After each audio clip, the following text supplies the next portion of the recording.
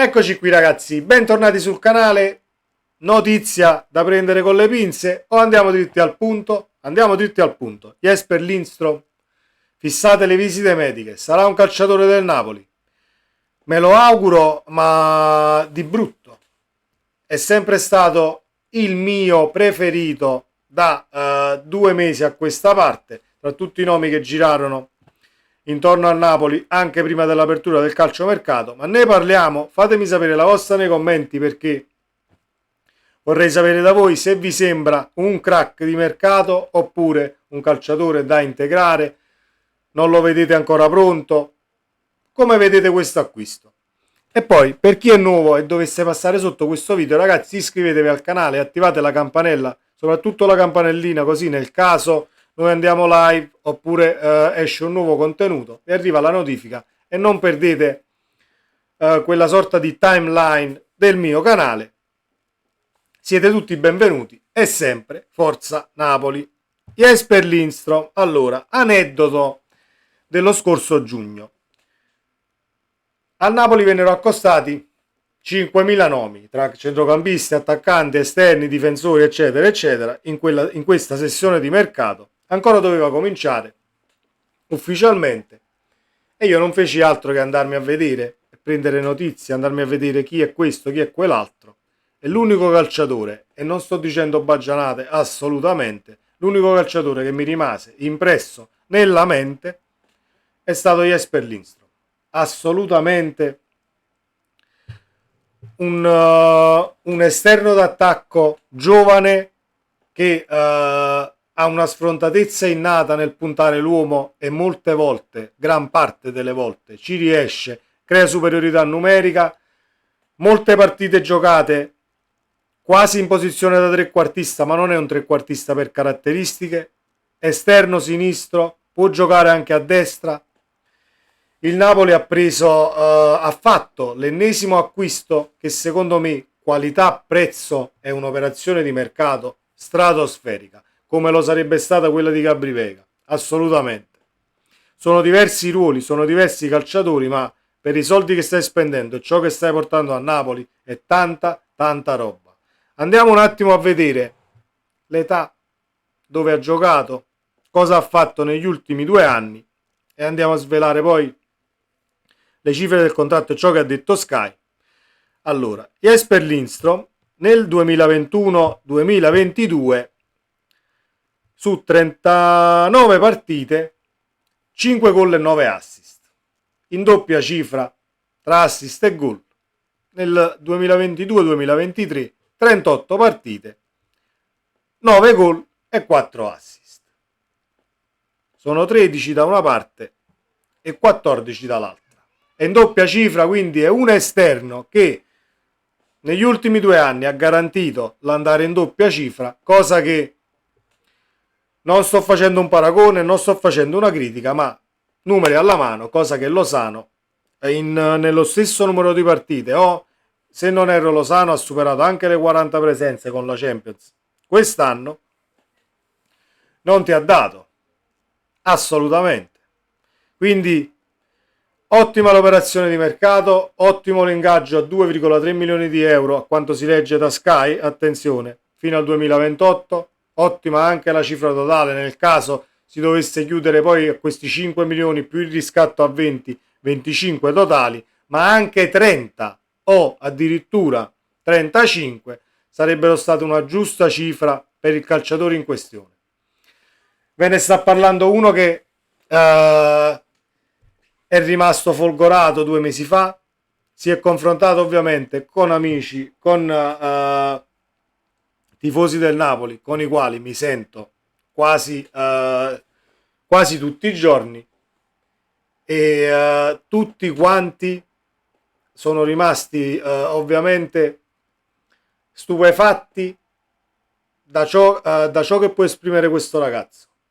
23 anni, ha ancora tutta la carriera davanti e 21 e 22 anni è già andato in doppia cifra, quindi ci sono sempre e comunque ci saranno margini di miglioramento per tutti, però Lindström per me è già assolutamente pronto.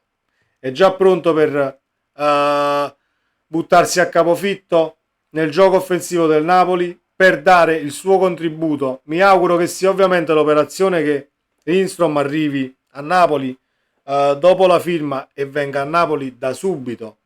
Non ho ancora letto niente, poi potete anche dirmi la vostra nel caso voi l'avete letto da qualche parte. Mi auguro che non sia un'operazione nell'aspettare Lozano a gennaio nel caso non si accordi col PSV Eindhoven, perché comunque c'è distanza tra le parti sulle cifre eccetera eccetera, e non arrivi poi Lindstrom a gennaio. Mi auguro di vederlo già da subito accodato alla squadra.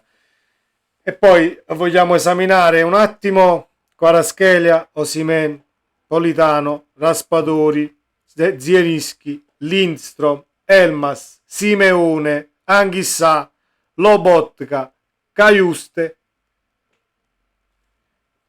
Cioè, ragazzi, mi è venuta la pelle d'oca solamente a nominarli, tutti questi calciatori con il nuovo acquisto Caiuste. Io lo so dove volete andare a parare sul fatto io mi sento ancora insicuro in difesa. Insicurezza che potrei anche capire per certi versi, perché sulla situazione Nathan abbiamo capito anche dalle parole di Garcia che si deve integrare. È Juan Jesus il titolare, Juan Jesus Rachmani è la coppia titolare che a me sta più che bene e non mi lascia assolutamente pensieri insicuri, oppure dici abbiamo la Lazio però con Juan Jesus e Rachmani mi sento un tantino insicuro. Assolutamente no. Poi che Juan Jesus sia un tantino avanti con l'età e che non sia Kim è un dato di fatto. È un altro difensore, è un altro tipo di difensore. Kim è sul corpo a corpo, sull'anticipo, sul leggere l'azione su tutta la linea difensiva.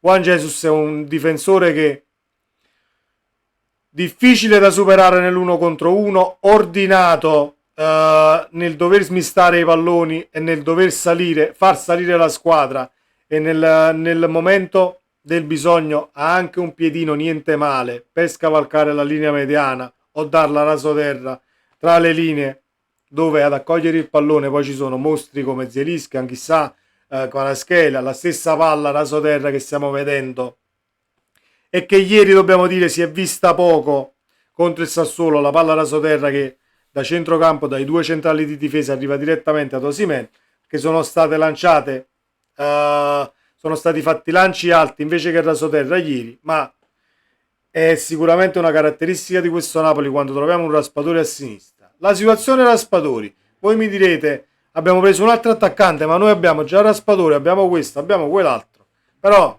la situazione Raspadori lascia ben sperare ed è addirittura un'arma in più per ciò che abbiamo visto ieri. I movimenti che ha fatto ieri Raspadori sono complementari a quelli che ha fatto Osimhen.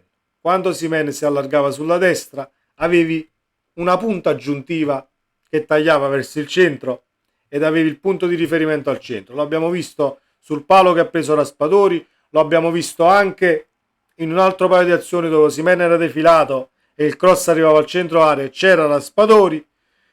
Quindi è un altro tipo di gioco e sono le cose che sta inserendo il nostro mister in un Napoli già rodato. È un Napoli che abbiamo visto ieri anche più ordinato. Diciamo che vado a trovare proprio il pelo nell'uovo rispetto al Napoli di Spalletti. Non ci sono miglioramenti esagerati rispetto al Napoli di Spalletti, però c'è maggiore convinzione negli stessi calciatori, anche se i movimenti sono gli stessi, vengono fatti molto meglio con un anno in più di esperienza, dove hai vinto lo scudetto con quel modulo, con quei movimenti, con i terzini che si trovano ad inserirsi centralmente invece che andare lungo la fascia e sulla bandierina del calcio d'angolo. Tant'è vero che Di Lorenzo l'anno scorso ha fatto un campionato stratosferico, quest'anno ha fatto due partite sovrannaturali assolutamente sovrannaturali, quindi bisogna poi vedere come vai a giocare, e questa situazione va anche a gravare sulla situazione difensore centrale, perché potresti sicuramente intervenire sul mercato, prendi un altro centrale, Nathan non è pronto, però bisogna pur vedere le caratteristiche del centrale che ti servono in base a un modulo da esprimere, in base a determinati sistemi di gioco.